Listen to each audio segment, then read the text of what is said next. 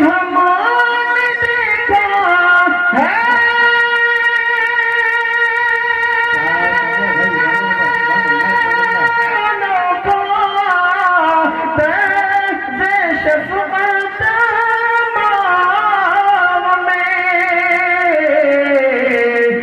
جب کبھی وہ میں ہوتی ہے بہت روتی ہے ماں، جب کبھی وہ میں ہوتی ہے بہت روتی ہے ماں۔ صدق اللہ العلی العظیم۔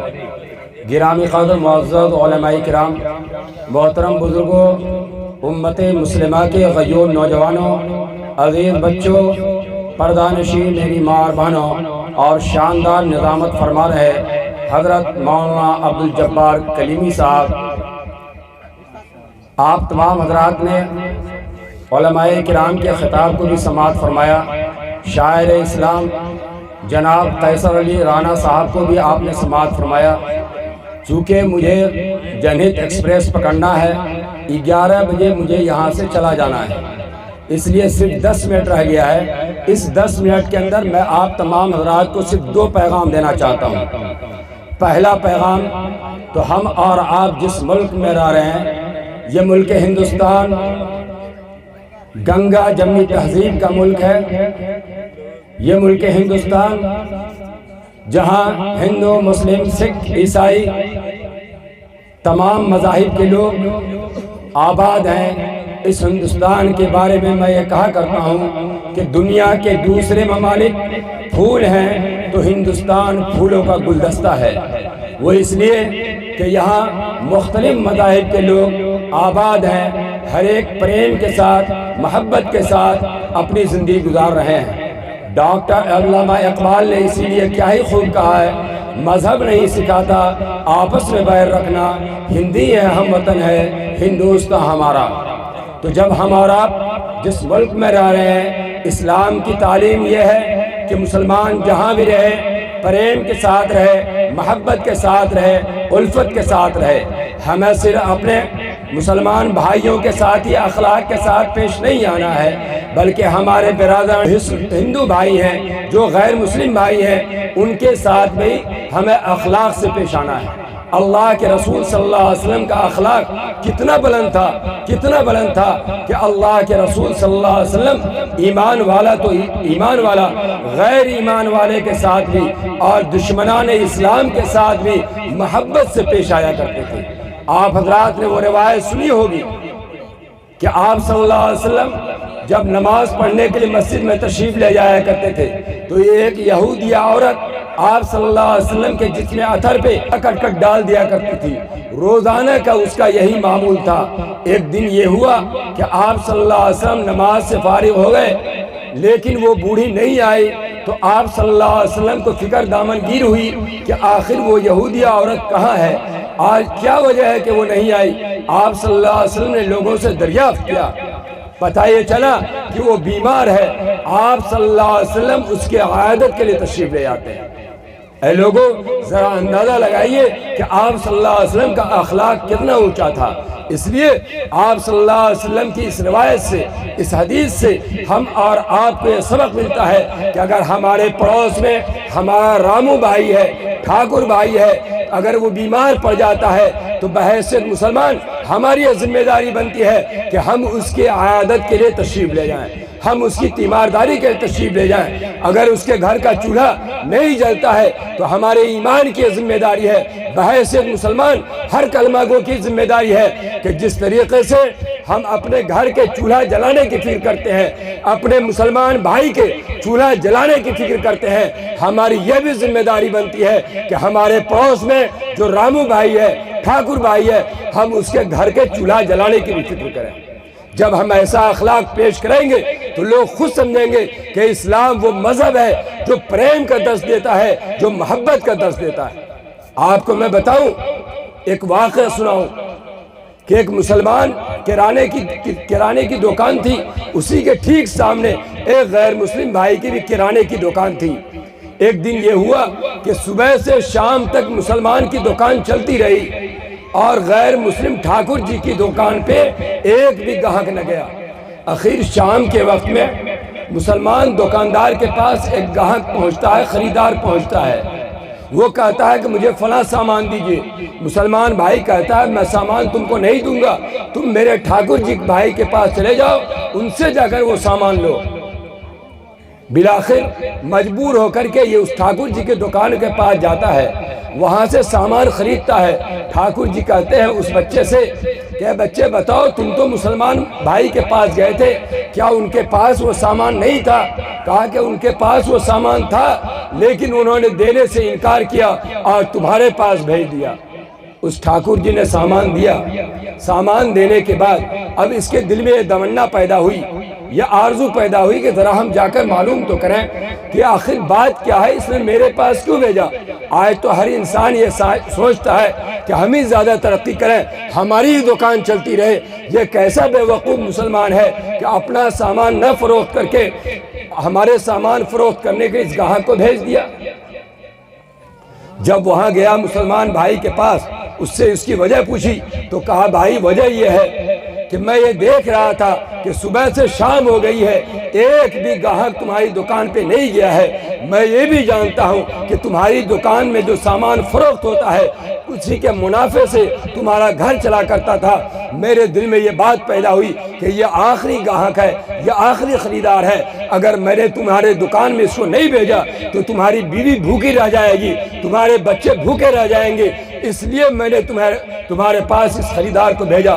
کہا کہ میں بھوکا رہ جاؤں اس کی آپ کو فکر کیوں ہوئی؟ انہوں نے کہا دیکھو بھائی میں مسلمان بعد میں ہوں، میں انسان بعد میں ہوں، پہلے میں مسلمان ہوں۔ میرے نبی کی تعلیم یہ ہے کہ جہاں تمہارے گھر کا چولہا جلے وہی تمہارے پڑوس میں اگر ٹھاکر جی ہے، رامو جی ہے تو تمہیں اس کے چولہا جلانے کی بھی فکر کرنی چاہیے۔ اس نے کہا جب اسلام اتنا اچھا دھرم ہے جو دوسروں کے چولہا جلانے کی فکر کرتا ہے تو بتائیے وہ کون سا کلمہ ہے جس کلمے کو پڑھ کر آدمی مسلمان ہوتا ہے۔ میں بھی مسلمان ہو جانا چاہتا ہوں۔ اے لوگوں ذرا غور تو کیجئے، ذرا سوچے تو صحیح۔ اس سے ضرورت اس بات کی ہے کہ اسلامی اس تعلیمات کو عام کرنے کی ضرورت ہے اور خود اس پر عمل کرنے کی ضرورت ہے۔ پہلا پیغام تو یہ کہ ہم اور آپ اپنا وہ اخلاق اپنائیں جس اخلاق کی تعلیم ہم سب کو اپنے محبوب نبی صلی اللہ علیہ وسلم نے دی ہے۔ اور دوسری بات مجھے تعلیم کے حوالے سے کرنی ہے، چونکہ یہی دو بینر یہاں لگا ہوا ہے، قومی یکجہتی کا بینر اور دوسرا بینر ہے تعلیم کا۔ اس لیے اے مسلمانوں جب تک ہم تعلیمی میدان میں آگے نہیں بڑھیں گے، معاشی اعتبار سے، اقتصادی اعتبار سے، سماجی اعتبار سے ہم ترقی نہیں کر سکتے ہیں۔ اگر ہمیں ترقی کے بام عروج پہ پہنچنا ہے تو تعلیمی میدان میں آگے بڑھنا ہوگا، گھر گھر میں تعلیم کا چراغ جلانا ہوگا۔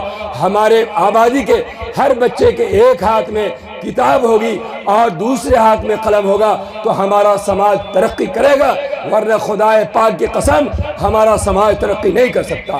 آج ہمارے مسلم سماج کو ایک انجینئر کی بھی ضرورت ہے، ایک ڈاکٹر کی بھی ضرورت ہے، ایک IAS اور IPS کی بھی ضرورت ہے۔ اس لیے اے علماء کے مسلمانوں آپ آج یہ عہد کرو کہ ہم ایک روٹی کھائیں گے، 3 روٹی کا پیسہ جمع کر کے ہم اپنے بچوں کو اعلیٰ سے اعلیٰ تعلیم دیں گے، اپنے بچے کو ڈاکٹر بنائیں گے، اپنے بچے کو انجینئر بنائیں گے۔ آج ہوتا کیا ہے، آج جو غریب مسلمان ہے اپنے بچے کو کیا کرتا ہے، دہلی کمانے کے لیے بھیج دیتا ہے، پٹنہ کمانے کے لیے بھیج دیتا ہے، کولکتہ بھیج دیتا ہے، وہاں ہوٹلوں میں کام کرتا ہے۔ 10 سال کا بچہ، 12 سال کا بچہ وہاں ہوٹل میں کام کرتا ہوا ہوتا ہے۔ اے لوگوں ایک بات اچھی طرح سن لیجئے، خوب غور سے سن لیجئے کہ نابالغ اولاد سے روزی کموانا جائز نہیں، حرام ہے، حرام۔ اور ہم کیا کرتے ہیں، اپنے بچے کو گائے چرانے کے لیے بھیج دیتے ہیں، بیل چرانے کے لیے بھیج دیتے ہیں، کئی ہوٹلوں میں کام کرنے کے لیے بھیج دیتے ہیں، کہیں چوک اور چوراہوں پہ گاڑیوں میں ہوا دینے کے لیے بھیج دیتے ہیں۔ اے لوگوں ذرا ٹھنڈے دل سے سوچو، اللہ نے اولاد کی نعمت دی ہے، اللہ قیامت میں آپ سے پوچھے گا میں نے تمہیں اولاد دی تھی، تم نے اپنی اولاد کو تعلیم نہیں دیا۔ آپ کی اولاد بیمار پڑ جاتی ہے، آپ پریشان ہو جاتے ہیں، بے چین ہو جاتے ہیں، اچھے سے اچھے ڈاکٹر کا نظم کرتے ہیں۔ آج کے اس اسٹیج سے ہم آپ کو یہ پیغام دینا چاہتے ہیں کہ اے علماء کے مسلمانوں، اے اس کے اطراف کے مسلمانوں، آپ اپنے بچوں کو تعلیم دیجئے۔ جس طریقے سے آپ مزدوری کرتے ہیں، ملازمت کرتے ہیں، تو آپ ایک بجٹ مخصوص کیجئے کہ روزانہ ہم کما کر کے آئیں گے تو اپنی کمائی میں سے پر ڈے جو ہماری آمدنی ہے اس میں سے اتنے روپے ہم بینک میں جمع کریں گے اور اس کو صرف اور صرف اپنے بچوں کی تعلیم پر خرچ کریں گے۔ یہ عہد کرتے ہیں انشاءاللہ، تعلیم کو فروغ دیں گے انشاءاللہ۔ اگر آپ حضرات تعلیم کو فروغ دیں گے تو ہم یہ سمجھیں گے کہ آج کا یہ پروگرام 100% کامیاب ہے انشاءاللہ۔ تو پہلا پیغام یہ دیا کہ ہم اور آپ اپنے اخلاق کو بلند کریں، اپنے برادران وطن کے ساتھ بھی پریم اور محبت سے پیش آئیں۔ دوسرا پیغام میں نے یہ دیا کہ تعلیمی میدان میں آگے بڑھیں، انجینئر بنائیں، ڈاکٹر بنائیں، IAS اور IPS اپنے اولاد کو بنائیں، اور اسی کے ساتھ ساتھ دین کی بنیادی تعلیم بھی اسے دیں تاکہ ہمارا بچہ مسلمان بن کر دین کی خدمت کرے۔ جب بھی کوئی معاملہ آئے تو وہ یہ سوچے کہ اگر کوئی انسان تڑپ رہا ہے تو فوراً یہ سوچے کہ بحیثیت مسلمان ہماری یہ ذمہ داری ہوتی ہے کہ ہم اس کی مدد کو آگے بڑھائیں۔ ایک واقعہ سنا کے میں اپنی بات ختم کر دینا چاہتا ہوں کہ اگر ہمارے پڑوس میں کوئی ٹھاکر بھائی بیمار ہو، 12 بجے رات میں ایک مسلمان ڈاکٹر کے پاس وہ دستک دیتا ہے، ڈاکٹر صاحب جاگ جائیے، میرے بیٹے کی طبیعت خراب ہے، ذرا ڈاکٹر صاحب چل کر علاج کر دیجئے، میرا بیٹا بس اب تک کی زندگی گزار رہا ہے، بالکل موت کے شکنجے میں جا چکا ہے، ذرا ڈاکٹر صاحب برائے مہربانی چلیے۔ اب یہ ڈاکٹر صاحب سوچتے ہیں کہ میں مسلمان ہوں، مسلمان ہونے کی وجہ سے میری ذمہ داری بنتی ہے کہ ٹھیک ہے رات کے 12 بج رہے ہیں، 2 بج رہے ہیں، آرام کا تقاضا ہے، نیند کا تقاضا ہے کہ میں نہ جاؤں، لیکن ایمان کا تقاضا ہے کہ میں اس ٹھاکر بھائی کی جا کر کے مدد کروں۔ وہ آدمی وہاں جاتا ہے، اس کے بیٹے کو دیکھتا ہے، دوا تجویز کرتا ہے، دوا دیتا ہے۔ خدا پاک کی قسم، تہجد کی نماز میں مشغول ہونا جتنا ثواب کا کام نہیں ہے، اس سے بڑا کام ایک ڈاکٹر مسلمان نے یہ کیا کہ ٹھاکر جی کے بیٹے کی جان بچا دی۔ اس لیے ہم اور آپ کو یہ سمجھنا ہوگا۔ بس انہی 2 کلمات 2 پیغام کے ساتھ اپنی بات ختم کر دیتا ہوں، پھر کبھی آئندہ موقع ملے گا تو انشاءاللہ آپ کے درمیان حاضر ہوں گا۔ ایک بات کہہ کے میں اپنی بات ختم کر دینا چاہتا ہوں۔ اے علماء کے مسلمانوں، اے اس کے اطراف کے مسلمانوں، آپ حضرات نے جو علماء کرام کا اعزاز کیا ہے، اتنا بڑا پنڈال سجایا ہے، ہم دعا کرتے ہیں کہ اللہ تبارک تعالیٰ آپ تمام حضرات کی عمر میں برکت عطا فرمائے، اللہ تبارک تعالیٰ آپ حضرات کے رزق میں برکت عطا فرمائے، آپ حضرات کو دن دونی رات چوگنی ترقی عطا فرمائے، اللہ تبارک تعالیٰ علماء اور علماء سے جو متصل آبادیاں ہیں تمام پہ اپنی رحمت کاملہ نازل فرمائے۔ ربنا تقبل منا انک انت السمیع العلیم وتب علینا انک انت التواب الرحیم۔